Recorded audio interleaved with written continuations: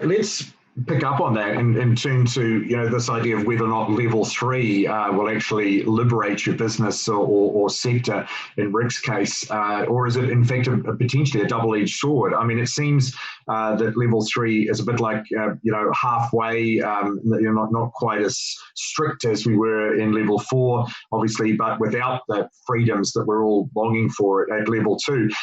Let's talk about how you've had to modify your business to adapt, particularly from an operational perspective, to deal with obviously the restrictions that are now required for level 3 compliance. And I guess in your case, Fleur, this has been quite onerous because it's all about contactless delivery, and there's a whole lot of standards required for the way staff can engage with each other.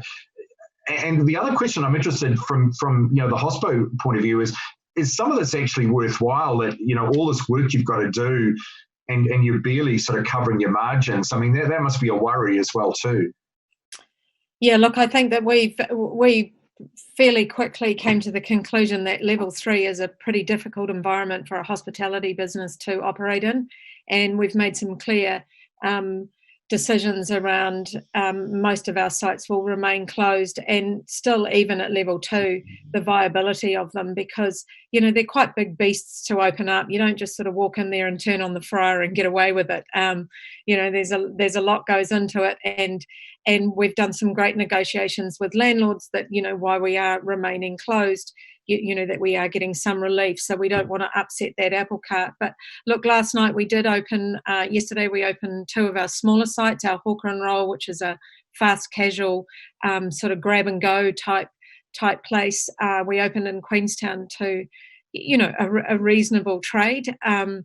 It was interesting with the staff. We had to really talk them through that although that it was level 3, they are still in their own bubble, and these are very small sites, and they had to sort of position themselves in various different places to operate.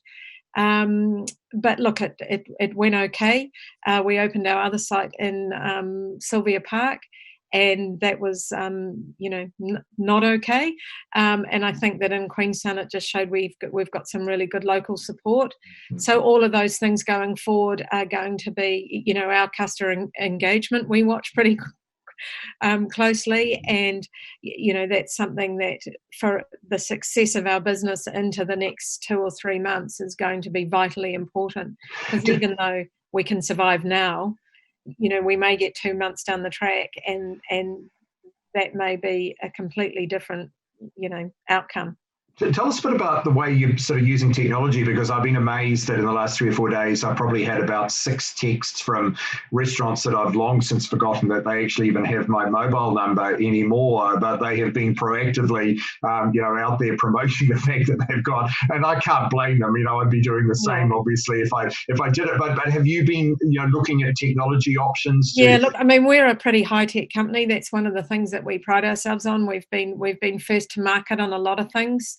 Order ahead apps. We had it before BP had it for their coffees, and things so tech plays a really big part in our business, and most of our stuff is all integrated. So it's been something that does work. The social space is pretty crowded, and it's pretty hard to get attention. But you've got to just keep at it and be consistent and have good messaging. So, Instagram, Facebook, whatever channel, EDMs. Obviously, we've got a great loyalty program, and we've got tens of thousands of people on our loyalty, and we're really pulling on their heartstrings to help us out. But we've got their loyalty because we have a great product. And that really, at the end of the day, is what we see will get us through, is our great product and our great people.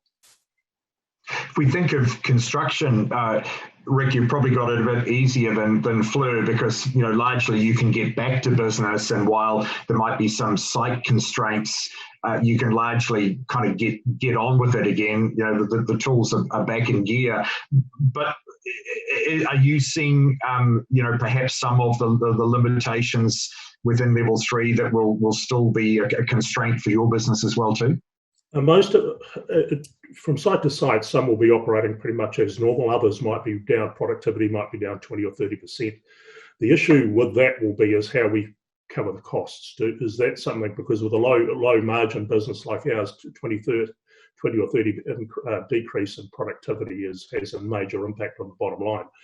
So we would expect to share that with our clients and our subcontractors, and it's where, rather than going down a contractual route and going into a dispute, so we're hoping we can sit down the table, have a tripartite discussion with subbies and customers and say how we can manage these costs, guys. We understand that client organisations are hurting because businesses like Fleurs need rent relief, and I can understand why they need that, and so that they get the double-edged sword of their contractors coming after them for more money too because of costs. So that's really the issue. It's not the productivity, is how we're going to deal with the costs for the lack of productivity where it exists. That's the big issue for our perspective. Gareth, do you kind of forget about productivity in this space? You just simply accept you're in a survival mode and you're less worried about people's productivity, or should you be still keeping all of those key metrics uppermost in your mind as well? We've got to keep the cash flows going for ourselves and also our subcontractors. And it's important, most of our subcontractors are SMEs. They all, in fact, are SMEs. There's about, construction industry is about 300,000 people roughly, and there's about 50,000 SMEs. So there's very, very few companies the scale of ours. Most of them, we're supported by numerous small subcontractors, and we need those guys to survive. And so we've got to keep feeding them. And so that's part of the process, is to make sure they survive. Their success is our success.